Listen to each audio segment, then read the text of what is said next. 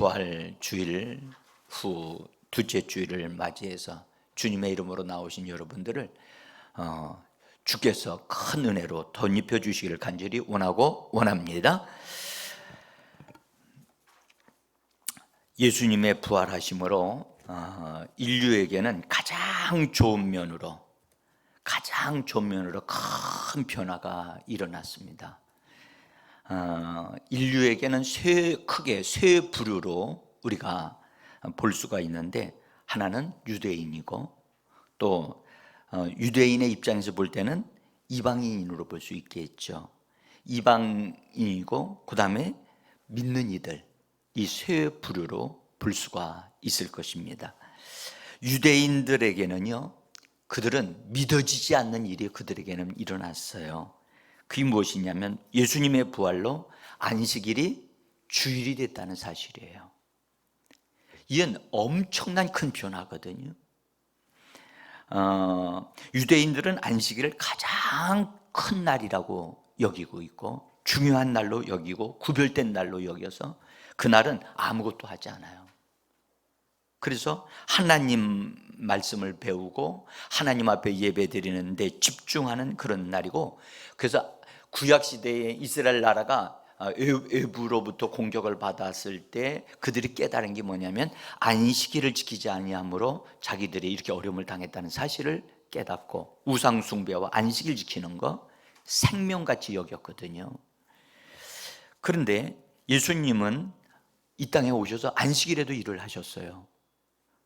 그래서 유대인들이 좋은 일, 기적을 막 베푸심에도 불구하고 예수님을 배척한 거고, 그 다음에 예수님을 거절한 것이 바로 안식일을 일을 하셨기 때문에 그러하셨던 겁니다. 근데 예수님은 말씀하기를 자기 자신을 안식일의 주인이다 라고 말씀을 하셨어요. 마태복음 12장 8절인데요 한번 읽어보겠습니다. 인자는 안식일의 주인이라. 할렐루야.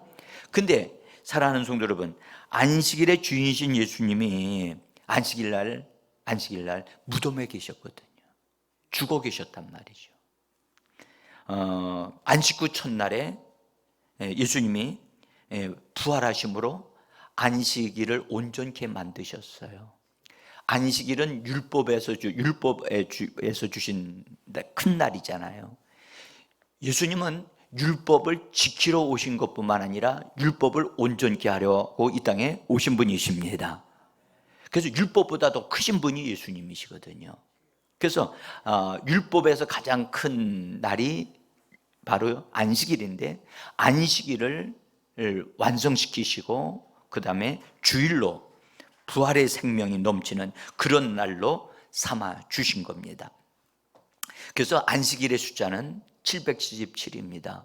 그런데 부활이라고 할 때 그 부활은 888입니다. 숫자적으로 보면 그렇습니다. 그래서 신약의 시작은 여러분들 부활을 의미하는 주일로부터 시작이 되어지는 것입니다. 지금 많은 사람들이 달력을 사용할 때 빨간 글씨가 맨 앞에 이렇게 와서 시작이 되어지는 거, 왜 저렇게 되어지는지 세상 사람들은 잘 몰라요.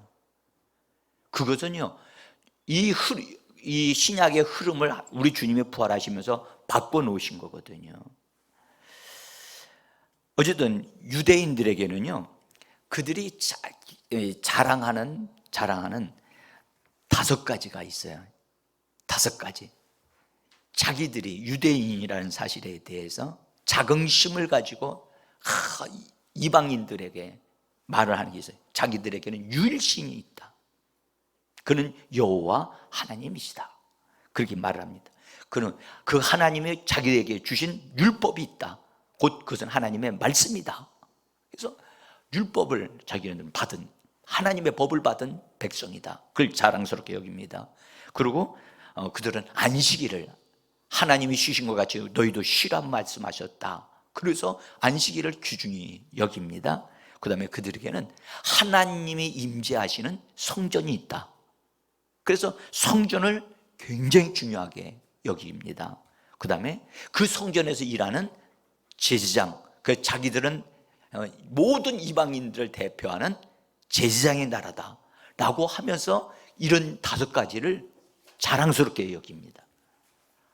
여러분, 실제로 그래서 유대인들은요 굉장히 자부심이 강하고 전 세계의 흐름이 자기들 중심으로 움직인다라고 그들은 믿고 있어요. 그래서 여러분들 그 아랍에 있는 큰 나라들이 그 조그만한 나라 하나를 이기지를 못하잖아요.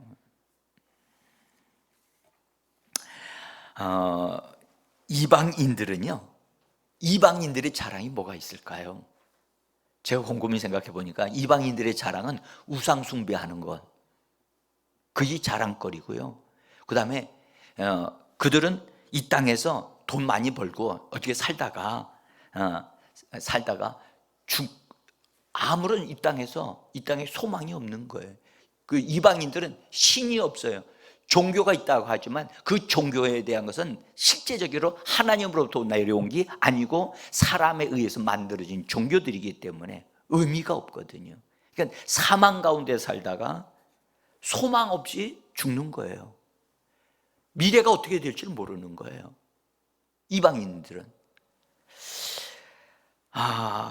그래서 이방인들에게 예수님이 부활하셨다고 하는 사실에 대해서, 이방인들이 부활하신 예수님이 계시다라고 하는 사실을 듣기만 해도 그들에는 기대감을 가질 수 있고 소망을 가질 수 있고, 그 다음에 그들도 믿음을 가진다면 그들에게 큰 축복이 되어질 줄 믿습니다.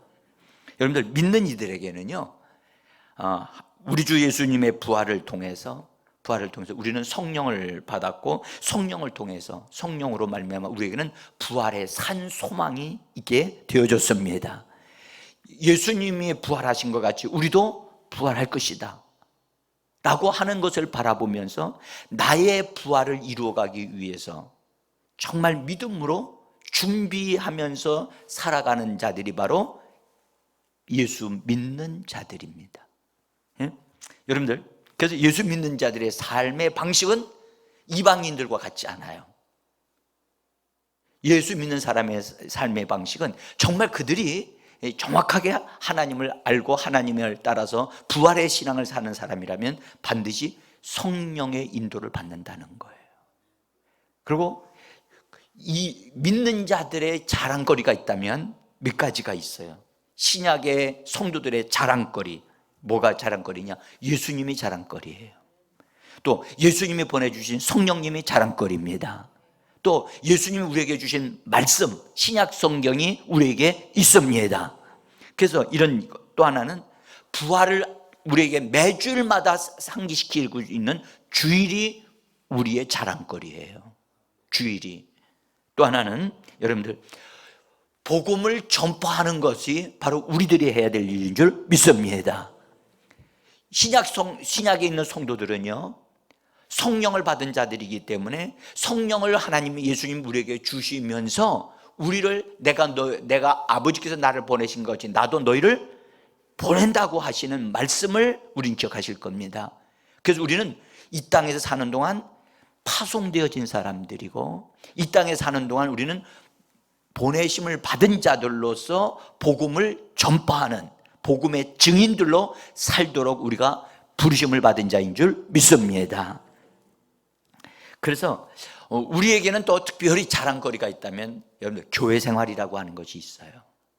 여러분들, 이 교회 생활이라고 하는 것은 여러분들 얼마나 소중한지 몰라요. 왜냐하면 미래에 대한 것들을 준비하고 미래의 나의 삶을 준비하는 결정적인 장소가 바로 교회이기 때문에 그렇습니다.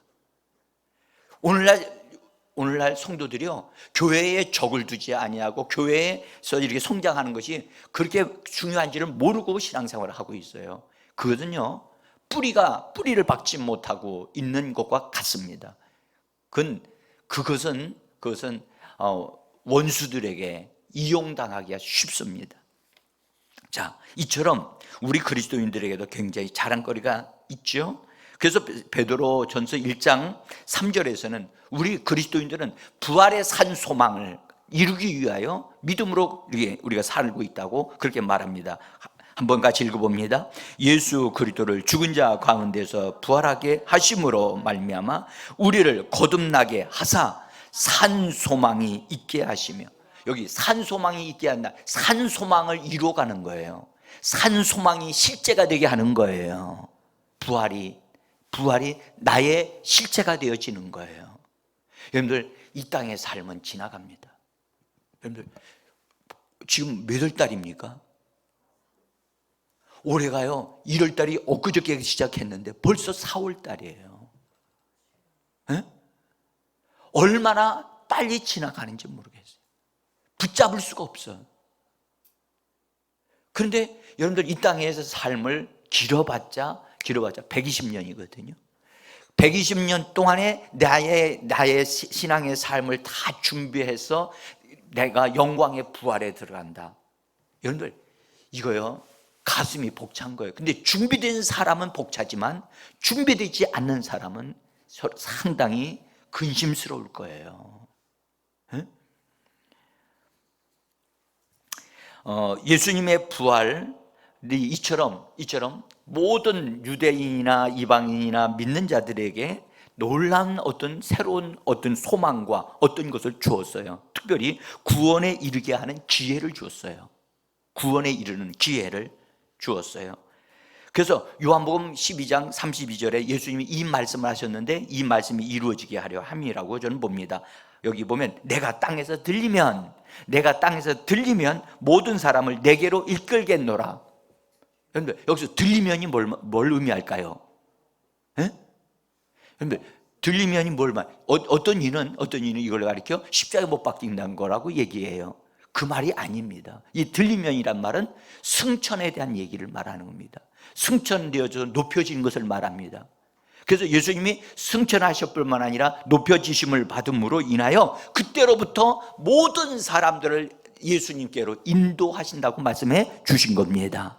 그래서 여러분들 보십시오. 사람들을 예수님에게로 이끌어 오게 하려고 하면 어떤 것이 필요하냐면, 예수님을 대신해서 누군가가 보내심을 받아야 되고, 그가 가서 증거해야만, 예수 그리스도를 증거해야만 구원에 이를 수 있지 않습니까? 그렇죠? 그래서 보내심을 받은 자를 예수님이 세우신다는 것을 말씀하신 거고, 실제로 예수님이 성령을 주시면서 우리에게 아버지께서 나를 보내신 거지 나도 너희를 세상에다 보낸다라고 말씀해 주신 것입니다. 그래서 로마서 10장 14절과 15절에 보면 이런 말씀하셨습니다. 그런즉 그들이 믿지 아니하는 일을 어찌 부르리요? 듣지도 못한 일을 어찌 믿으리요? 선포하는 자가 없이 어찌 들으리요? 15절 같이 읽습니다. 보내심을 받지 아니하였으면 어찌 선포하리요? 기록된 바 아름답도다 좋은 소식을 선포하는 자들의 발이여 함과 같으니라. 여러분들, 정말 신기한 것은요, 좋은 소식을 전하는 자들의 입술이여 라고 말하지 않고, 여러분들, 좋은 소식을 전하는 발이라고 말씀하고 있다는 거예요. 그러니까 이 복음을 전하려면 보내심을 받아야 되기 때문에, 보내심을 받은 자는 그 좋은 소식을 전하기 위해서는 발로 가야만 하기 때문에 그렇습니다. 자, 그래서 보내심을 받은 자예요. 그래서 우리는 이 땅에 지금 살고 있지만 사실은 성령을 받아서 성령님과 함께 보내심을 받은 자예요. 날마다 내가 어떤 환경에 어떤 사람들을 만날 때, 여러분, 우리는 분명한 부활의 증인으로 우리는 삶을 살아야 할 줄 믿습니다. 자, 여러분, 부활의 주님을 가장 먼저 목격한 사람, 그 사람들은 어떤 사람들이었을까요?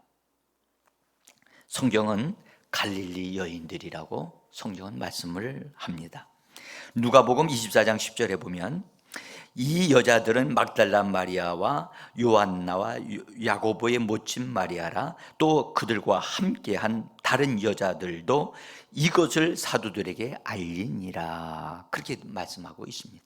여기 보면 갈릴리에 속한 여자들이 이름이 나오는 것을 볼 수 있어요. 여러분, 사복음서를 주위에서 읽어보면 예수님의 부활하신 것을 목도한 사람들, 예수님을 만난 사람들의 이름이 나오고 그 숫자가 나오는데, 신기한 것은 사복음서에 나오는 사람들을 이렇게 조사해 보니까 이게 잘 맞지를 않아요. 근데 한번 보지요. 마태복음에는, 마태복음 28장 1절에는 막달라 마리아, 다른 마리아가 나옵니다. 마가복음에는요, 마가복음 1장 같이 읽어봅시다.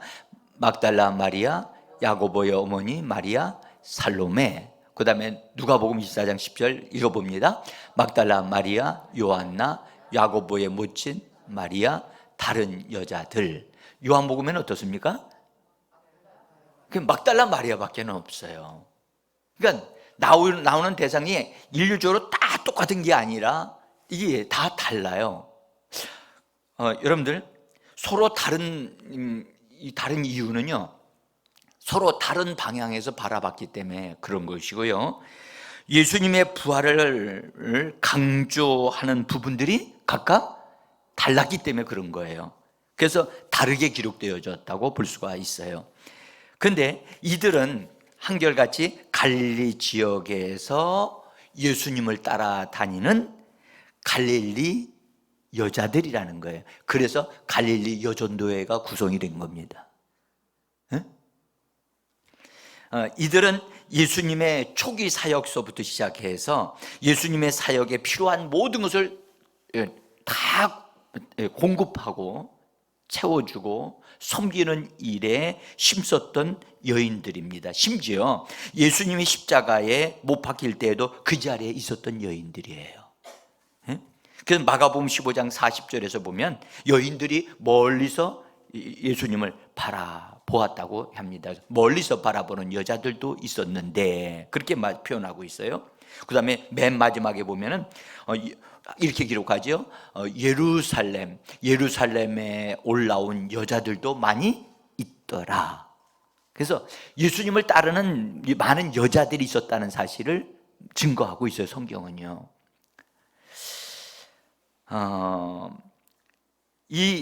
이분들은요, 예수님께 은혜를 덧입었고 빚진 자들이에요. 빚졌다고요. 예수님으로부터 병을 고침받거나 어떤 은혜를 받아서 그들이 너무너무 감격하여 죄사함 받고 치료함 받고, 그래서 가족들 가운데 그런 사람들이 있어서, 그 다음에 예수님을 말씀을 들을 때마다 가슴이 막 뜨거워지는 그런 경험들을 했던 여인들이라, 특별히 여기 막달라 마리아 같은 경우는 7 귀신이 들려가지고, 오늘 7 귀신이라고 하니까 7마리만 들어있는가 보다 생각하지 마세요. 본래 7이라는 숫자는 안식일을, 다시 말해서 안식일을 의미하면서 세상에서의 가장 완전한 숫자로서 수많은 많은 귀신들이 들렸다는 뜻이에요. 근데 이 여인이 귀신이 들려서 생활이 어떻게 했어요? 아주 방탕했어요. 이 여자는 그 지역에서 소문난 여자예요. 그래서 어떤 분은 그렇게 얘기를 해요. 이 막달라 마리아는 그 시대에 대표하는 창녀였다, 그렇게 얘기하는 분도 있어요. 근데 그런 생활을 할 수밖에 없었던 이 여인은 귀신에 의해서 그런 생활을 할 수밖에 없었던 거예요. 그런데 예수님을 만나서 그 여인이, 그 귀신들을 예수님이 쫓아내 주시고 깨끗하게 해 주시고 자기의 삶을 완전히 바꿔놓는 일이 그 여인에게 있어서 그 은혜가 너무 컸던 거예요. 그래서 그 여인의 남은 모든 삶을 예수님 섬기는데 헌신했던 여자였습니다. 근데 사도 요한은 요한복음에서 다른 여자들을 기록하지 않고 바로 이 막달라 마리아 한 여자만 딱 초점을 맞춰가지고 기록을 했어요. 그래서 부활의 예수님을 처음으로 목도하고 또 증거한 사람으로서 사도 요한은 바로 이 막달라 마리아를 지목하고 있어요. 그래서 제가 아까 여러분들에게 이렇게 사복음서에서 여인들에 대한 이름을 쭉 정리했을 때 네 복음서에 함께 동일하게 기록된 사람이 막달라 마리아라는 사실을 여러분들 발견하셨을 거예요. 그래서 이 막달라 마리아가 분명하게 처음으로 예수님을 목도한 여자고, 부활하신 예수님을 만나고, 그 다음에 그래서 그 은혜를 받은 여자가 바로 이 여자다 하는 것을 보게 되어집니다. 이 여인이, 막달라 마리아가 이런 큰 은혜를 받은 것, 여러분들 부활하신 예수님을 만난 거 제일 먼저 만났고, 나중에 그 예수님을 만났다는 것도 중요하지만, 이 여인이 부활하신 예수님을 통해 첫 번째 메시지, 부활의 첫 번째 메시지를 전한 사람이 바로 이 여인이라는 사실이에요. 자, 우리 조금 더 보지요. 여러분들, 이 여인은 우리 죄인의 삶을 살다가 예수님의 긍휼히 여기심을 받아서 죄 사함을 받고 구원을 받은 그런 여인이었습니다. 그래서 이 여인은 자기의 삶에 있어서 예수님이 너무너무 소중하고 귀중한 거였어요. 그래서 온 자기의 삶을 예수님께 쏟아붓는 헌신의 삶을 사는 여자였기 때문에 그 부활의 증인으로 예수님이 삼아주신 이유가 첫 번째 그것이라고 봅니다. 그 다음에 두 번째로 이 여인을 주님이 이렇게 복을 주신 것은 변함없는 사랑, 아니 점점점 더 뜨거워지는 사랑을 가진 여자였어요. 자기가 병을 고침받은 그때만 반짝 너무너무 감사합니다 하고 그때만 주님을 섬기는 것이 아니고요, 그 은혜가 너무 크니까 내 일생 내 하나님 앞 주님을 섬기는데 나의 삶을 쏟아붓겠습니다. 여러분들, 그거요 쉽지 않아요. 쉽지 않아요. 그리고 그 사랑이 점점점 증가되어져 가지고 예수님이 십자가에 못 박혀 죽으시고 나니까 그 사랑이 그냥 더 뜨거워졌어요. 더 뜨거워졌어요. 여인들이 3명이 예수님이 무덤에 들어가신 이후에 그 몸에다가 더 바르기 위해 향유를 더 준비를 해서 안식일 날은 움직일 수가 없으니까 안식 후 첫날 새벽에, 이 이른 새벽에 무덤을 향하여 간다. 여러분들, 이거 쉬운 일이 아닙니다. 무덤이 있는 곳은 여러분들 누구든지 무덤 있는 지역을, 특별히 많은 무덤이 있는 공동묘지 앞을 지나가는 거 그거 쉽지 않습니다. 그런데 이 여인들이 그곳을 향하여 갔다고 하는 사실이고, 근데 갔는데 보니까 분명히 돌로 이렇게 막아놓은 것을 보았거든요. 근데 그 돌은 움직일 수 있는 돌이 아니고 사람이 움직일 수 있는 돌이 아닌데 그 돌이 옮겨진 거예요. 그것에 충격을 받았어요. 이 막달라 마리아, 돌이 옮겨졌네. 옮겨졌다는 말이 무슨 말입니까? 그 안에 시신이 없어졌다는 얘기거든요. 충격을 받아가지고 그 충격에서 뻗도 생각난 게 뭐냐, 이 사실을 빨리 제자들에게 알려야 되겠다 해서 이 막달라 마리아가 제자들을 향하여 있는 곳으로 달려가가지고 알려줘요. 알려주면서 그 말을 들었던 베드로, 요한 이런 사도들 가운데 두 사람 베드로와 요한이 뻘떡 일어나서 무덤을 향하여 달려갑니다. 그러니까 아무래도 달려가더라도 젊은 사람이 더 달리기 더 잘하겠지요. 그래서 요한이 먼저 팍 앞서가 가지고 무덤을 보니까 무덤을 정말 돌이 옮겨져 있고, 무덤을 젊은 사람이라서 두려움이 있었던 거죠. 무덤 속으로 들어가지는 못하고 무덤 밖에서 보고 있다가 베드로가 그 다음에 도착해서 들어가서 보니까 같이 확인을 한 거예요. 여기는 이런 상태로 예수님의 시신이 없어졌구나를 확인했어요. 여러분들, 확인한 다음에 어떻게 했어요? 오늘 성경은 그냥 집으로 갔다고 기록했어요. 남자는 이렇게 무심해요. 예? 제자들이었는데, 사도들이었으면, 여러분들 예수님의 시신이 없어졌으면 어떻게 해야 되죠? 열심히 찾아야죠. 이걸 어떻게든지 다른 제자들과 다른 불러가지고 예수님의 시신이 없어졌으니까 우리 같이 다 찾자, 이래야 되는데, 성경은 뭐라고 그러냐면 다 각자 집으로 돌아갔다. 자, 이런 제자들을 예수님이 제자로 삼으시고 사도로 삼으셨다는 게 참 우리가 은혜가 됩니다. 우리도 그런 수준의 사람들이었으니까. 근데 막달라 마리아는요, 다시 무덤으로 와가지고 두 제자들이 보고 그냥 집으로 가는 걸 보고 갈 수가 없는 거예요. 예수님의 시신이라도 찾아서 가야 되는데 시신이 없어지니까 자꾸 둘이 무덤 안을 들여다보고 있는데 천사가 뭘 찾느냐? 천사가. 근데 그때 이 마리아가 그 안으로 더 들어가서 살펴보는데 그때 주님이 거기에 함께 하셔서, 여인이 이 막달라 마리아가 예수님을 그렇게 사모한다는 것을 예수님이 알고 계셨던 거지요. 그래서 그 여인에게 주님이 물으십니다. 넌 누구를 찾느냐? 예수님의 말씀을 하시는데 음성이, 부활하신 상태에서 음성과 육신의 음성은 달랐던 거지요. 마리아가 음성을 듣지를 못한 거예요. 저는 거기서 그렇게 생각해요. 여러분들, 예수님의 시체가 없어졌다라고 하는 사실에 또 두 제자가 와가지고 진짜 보고선 그분은 안 계셔, 없어졌어 하고 갔을 때 이 여인이 느끼는 마음의 느낌은, 충격은 엄청났다고 저는 생각해요. 여러분들, 충격받으면 어떻게 됩니까? 사람이요, 충격을 세게 받으면 눈이 보일 게 안 보이고요, 듣는 것도 잘 안 들려요. 에?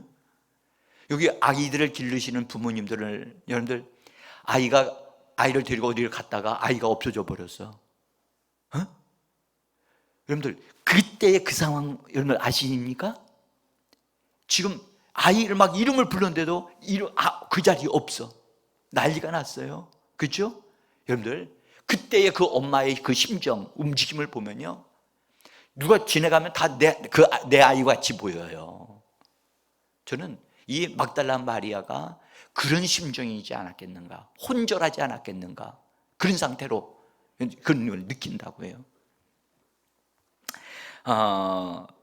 예수님이 그 여인에게 누구를 찾느냐라고 물으니까 이 여자가 동산지기인 줄을 알고 그렇게 말합니다. 당신이 옮겨갔거들랑 나한테 좀 알려주십시오. 그러면 내가 가져가겠나이다. 여러분, 한번 보세요.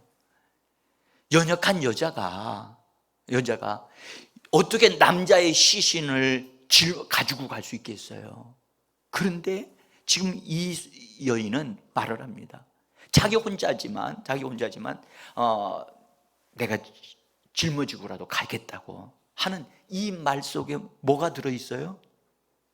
주님에 대한 간절한 사모함이 있는 거예요. 이 말에 예수님이 마음에 감동을 받으셔서, 그래서 예수님이 마리아의 이름을 딱 불러주십니다. 주님은 주님의 발걸음을 붙잡고 마음을 붙잡는 것이 사랑인 줄 믿습니다. 그래서 저는 이 부분에서 그런 걸 깨달아요. 여러분들, 예수님을 믿는 믿음은 구원을 받게 하고 예수님을 체험하게 합니다. 그런데요, 예수님을 향한 사랑이 불타고 일어나게 되어지면 그 불타는 사랑은 예수님의 발걸음을 멈추게 한다는 거예요. 여러분들, 예수님이 지금 어디로 가셔야 되느냐 하면 아버지께로 가셔야 되잖아요. 아버지께로 가는 것보다 더 급한 일이 어디 있겠어요? 그럼에도 불구하고 이 여인을 만나지 아니하면 안 되겠다고 하는 사실을 예수님이 아셨던 거예요. 이 여인의 사랑이 예수님의 발걸음을 붙잡은 거예요. 그리고 예수님의 임재 속에 그 축복을 받게 되어지고, 그 다음에 예수님을 통해서 메시지를 받는 놀라운 축복이 이 여인에게 임했던 겁니다. 여러분들, 사랑이, 주님을 향한 사랑이 주님을 끌어당긴다고 하는 사실을 기억하시기를 바랍니다. 이 사랑이 우리 안에서 좀 불타올랐으면 좋겠어요. 그 어느 것보다도 더 주님을 사랑해서, 그래서 정말 이 사랑에 불붙은 하나님의 사람 됐으면 좋겠다. 그런데요, 제가 이 성경을 보면서 하나 깨달은 것이 뭐냐면, 이 mag달라 마리아가 예수님이 부활하실 것을 믿었느냐? 안 믿었다는 거예요. 부활한 신앙이 아니었다. 부활에 대한, 예수님이 부활하실 것이라는 말씀을 이 여인이 분명히 듣긴 들었을 거예요. 근데 부활에 대한 개념이 없었기 때문에 오직 예수님이 죽었기 때문에 시체만 찾은 거예요. 자, 우리 여기서 하나 살펴봐야 할 것은, 부활의 주님을 목격하고 그분을, 부활하신 주님을 증거하는 복을 이 갈릴리 여인들에게 하나님이 주셨다고 하는 이 사실은요, 이것이 사람의 방식이 아니고 하나님의 방식이라는 거예요.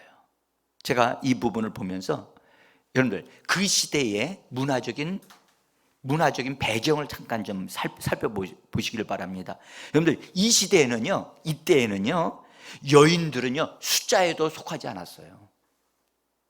여러분, 사람들 숫자 세는데 여인이 포함이 안 됐다니까요. 남자의 수만 계산했다고요. 이때의 여인들에 대한 사회적인 고려, 사회적인 그 배려는 하나도 없었어요. 여인들은 사람의 숫자에도 포함이 안 됐다니까요. 그래서 그 당시에는 여인들이 어떠한 것에 대한 것을 증거하고, 사실을 내가 봤다 해서 법적으로 증언을 하더라도 증언 효과를 인정을 안 했어요. 기가 막힌 세상 아니었어요? 그런데 여러분들, 한번 그런 시대에 만약에 어떤 작가가 성경을 이렇게 쓰기 위해서 했다면, 여인을 첫 번째 목격자로, 첫 번째 증언자로 어떤 작가가 쓸 수 있어요, 안 써요? 안 쓰죠. 여러분들, 어떤 작가가 그렇게 썼다면 그 시대의 사람들이 그런 책을 읽으면, 그건 사람들이 인식할 때, 이거는 아니야. 여자가 증언하는 것을 누가 이걸 채택해서 이 법적으로 효력을 인정하겠냐. 그래서 여러분들, 이것이 하나님의 방식이라는 걸 우리는 볼 수가 있어요. 여러분들, 하나님은요, 세상 사람들이 어떻게 했든 간에, 그 시대가 어떻든 간에, 그렇게 시대 사람들이 무시하고 사람의 숫자에도 넣지 아니하고 그들이 증언하는 것을 인정도 안 하는 그런 시대의 사람들이지만, 하나님은 그 여인들을 들어서 첫 번째 목격자로, 그다음에 첫 번째 부활의 메신저로 하나님이 그들을 쓰셨다는 거예요. 주님을 찬양합니다. 주님은 이처럼 세상 사람들이 천대하고 무시하는 그런 사람들을 들어 쓰셨고, 특별히 이 여자들은 갈릴리 지역에서 사람들이에요. 이 갈릴리 지역이라고 하는 것은 본래 성경에 보면 갈릴리, 이방인의 갈릴리여라고 성경도 말씀하거든요. 그러니까 이방인들과 함께 살고 있고 이방인들 취급을 당하는 곳이 바로 이 갈릴리 지역이에요. 근데 그 갈릴리 지역은 그래서 천대받는 사람, 멸시받는 사람들이 사는 곳이 바로 갈릴리라고요. 근데 그 가운데서도 그 지역에서 살고 있는 여인들이라고 한다면 그 시대에서는 인정을 안 하죠. 근데 우리 하나님은 인정했다는 거죠. 인정했어요. 여러분들, 왜 인정하셨을까요? 그것은요, 그들의 믿음이 하나님 보실 때는 충성스럽다는 것을 하나님이 인정하신 것이라고 저는 믿습니다. 하나님이 인정하신 거예요. 그래서 하나님 방식으로 성경이 기록된 것이지 사람의 방식으로 성경이 기록된 것이 아니라고 하는 것을 이런 면에서 우리가 알 수 있다는 거죠. 자, 여러분들, 우리 주님이 이런 이 여인에게 보여주시면서 이 증거하라고 알려주셨거든요. 그래서 이 막달라 마리아가 첫 번째 메신저로서 그 제자들에게, 사도들에게 복음을 선포했다고 하는 것을 성경은 분명하게 기록하고 있어요. 요한복음 20장 18절을 보시면 우리 한번 읽어보겠습니다. 막달라 마리아가 가서 제자들에게 내가 주를 보았다 하고 또 주께서 자기에게 이렇게 말씀하셨다 이르니라. 할렐루야. 여러분들, 사도들을 하나님이 들어쓰지 아니하셨고 제자들 그 남자 제자들을 들어쓰지 아니하고 여자들을 들어서 하나님이 이렇게 증거하게 하셨다는 사실이, 그 중에서도 가장 천대받았던 여자 이 막달라 마리아를 이렇게 들어쓰신 것은 하나님은 은혜 베풀 자에게 은혜를 베푸시는 하나님인 줄 믿습니다. 자, 첫 번째, 이 여인이 내가 보았다, 내가 주님을 보았다. 여러분들, 우리도 여러분들, 우리는 성경을 통해서 우리가 보고 성령님이 우리 안에서 함께 하시면서 성령을 통해서 예수님의 부활하시는 것을 증거하고 계신 줄을 믿습니다. 그래서 그 여인이 말, 내가 주님을 보았다, 그렇게 증거하면서 그분이 나에게 주신 메시지가 있다. 그 메시지가 바로 이것이다. 이것이 뭡니까? 거기 17절에 보면 이렇게 기록하고 있습니다. 참 저는 이 말씀이 얼마나 행복한지 모르겠어요. 얼마나 귀중한지 모르겠어요. 우리 한번 같이 읽어보겠습니다. 너는 내 형제에게 가서 이르라. 내가 내 아버지 곧 너희 아버지 내 하나님 곧 너희 하나님께로 올라간다 하라 하시니라. 여러분들, 지금 막달라 마리아가, 내가 막달라 마리아의 심정이 되어져서 이 소식을 지금 듣는다고 한번 생각해 보십시오. 너는 내 형제들에게 가서, 여기서 형제들이라고, 거기서 본래 가서라고, 이 가라고 하는 말씀이 명령형으로 돼 있어요. 원문에는. 그래서 너는 내 형제들이라고 가라. 이거 보내심을 받는 거예요. 아멘? 보내심을 받는데 내 형제들에게로, 내 제자들에게로 그렇게 말씀하는, 내 사도들에게로 말씀하지 아니하고 뭐라고요? 형제, 내 형제들에게. 여러분, 주님이 이 말씀을 얼마나 하고 싶으셨을까? 얼마나. 예수님은 이 땅에 계셨을 때 제자들에게, 그들은 사도들로 제자들로 삼아주셨고 그렇게 따라다니게 했지만 그들을 어느 누구에게도 내 형제라고 부르신 적이 없어요. 응? 제일 친근하게 부르셨던 게 뭐냐? 내 친구라고 불러주셨어요. 근데 부활하신 다음에 부활을 통해서 그 예수님을 믿는 자들에게 엄청난 큰 변화가 일어난 거예요. 그게 뭐냐? 형제가 될 수 있다? 이것은 새로운 탄생, 새로운 출발이 되어진 거예요. 거듭남의 역사가 주어지게 되어지는 겁니다. 그래서 내 형제, 여러분들 형제가 되려면 생명이 같은 생명이어야 되잖아요. 그렇죠? 그러면서 말씀하기를 내 하나님, 너희 하나님, 내 아버지, 너희 아버지. 여기서도 특별히 강조할 때 내 아버지를 먼저 예수님이 강조하셨어요. 내 아버지 곧 너희 아버지. 그러니까 같은 한 아버지의 같은 생명을 가진 자들로 태어났다는 거예요. 이 말씀을 받으면 여러분들, 우리 주님이 우리를 하나님의 한 가족으로, 하나님을 아버지로 모시면서 한 가족으로, 그래서 새로운 출발을 선언하시는 주님의 부활의 강력한 선언인 줄 믿습니다. 여러분들, 이 메시지는 제자들에게 너희는 이제부터 형제들이라고 하는 것을 말씀하시면서 너희의 삶은 이제부터 새로운 삶이다 라고 말씀하고 계시는 거거든요.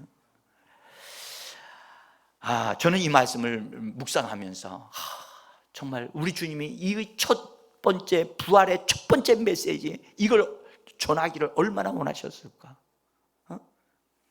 그래서 내가 아버지께로 올라간다, 내가 하나님 아버지께로 올라간다. 그래서 이 너희들의 관계와 나와의 관계가 형제의 관계가 되어지고. 여러분들, 나는 한번 생각해 봤어요. 예수님이 우리를 딱 보고 내 형제예요, 나중에 우리를 신부로 삼으신다고 그랬잖아요. 너는 나의 신부라 라고 예수님이 말씀하실 때 얼마나 가슴이 벅차고. 여러분들, 그런 순간이 우리에게 올 거란 말이죠.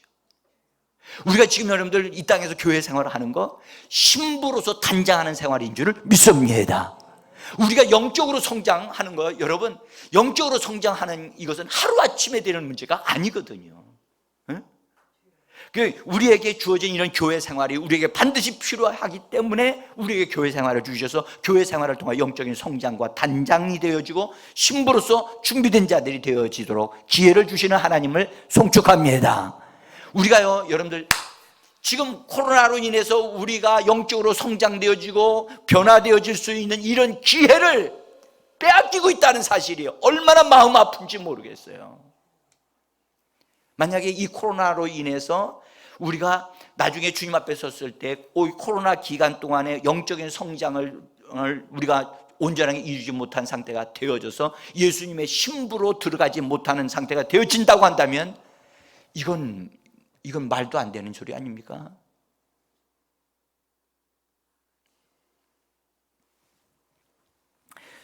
저는요, 그래서 교회에서요, 기도하면서 우리 주님이 부활 안에서 생명 주는 영이 되셨잖아요. 아멘? 생명 주는 영은 여러분들 그냥 생명 주시지 않아요. 우리에게 생명의 풍성함이 우리 안에 공급되어질 때 우리에게는 내면의 변화가 일어나고 그러한 생명의 풍성함으로 예수의 형상이 만들어져 가는 그런 참으로 중요한 때이거든요. 근데 이런 역사는 모일 때 주시는 하나님의 은혜의 역사가 더 크게 되어져 나타나는 것입니다. 개인적으로 기도하여 예수님을 만나는 것과 교회 예배로 모여서 얻어 누리는 축복은 이건 전혀 다른 수준, 다릅니다. 그래서 제가 이거 코로나 상황을 작년 같은 경우는 곧 되어질 것이다라는 것을 바라보다가 막 정부에서 강력하게 막 교회에 대한 것을 하니까 제가 이건 아닌데 하면서도 어쩔 수 없었어요. 근데 올해 들어와서는 이건 아니다.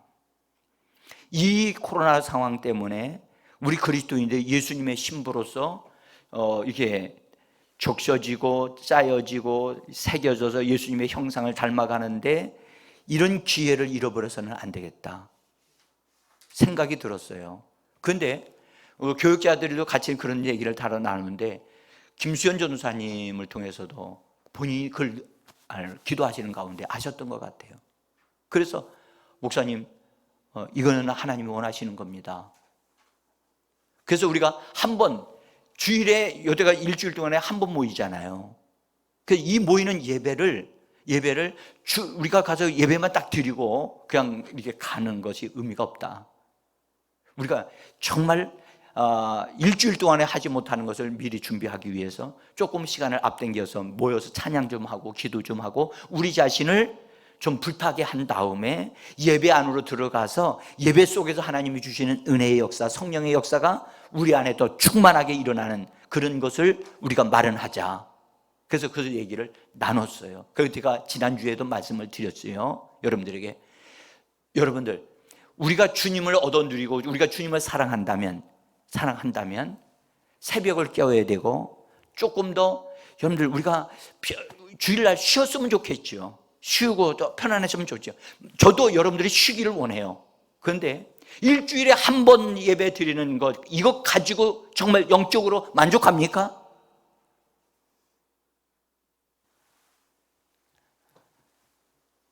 그거 가지고 안 되잖아요. 방송을 통해서 들으시는 분들도 계시겠지만 그래서 주일 예배 때 조금만 더 일찍 나오시자.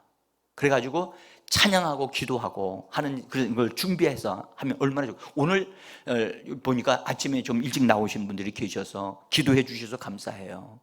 그런데 시간을 우리가 좀 이렇게 정해가지고 했으면 좋겠다 그런 마음을 가지고 있어요. 그래서 여러분들이 예배 끝나고 나서서 서로 좀 얘기를 해서 우리가 시간적으로 우리 어떤 부분을 선택하는 것을 결정을 해가지고 했으면 좋겠습니다.